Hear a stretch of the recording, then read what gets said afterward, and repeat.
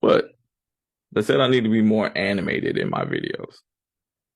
I saw this post I have to address. It said, stop relying on certifications to get you the job, build your skills instead.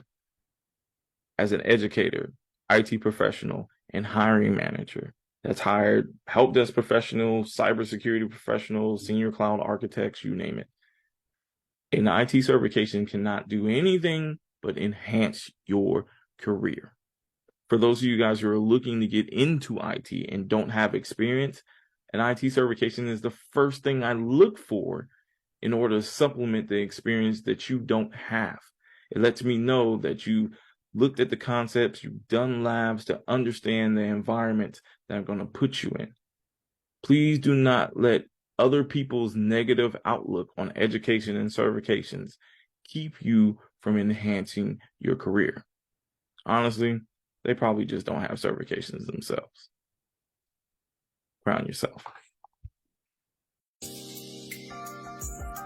Hold up. Bounce. Yo.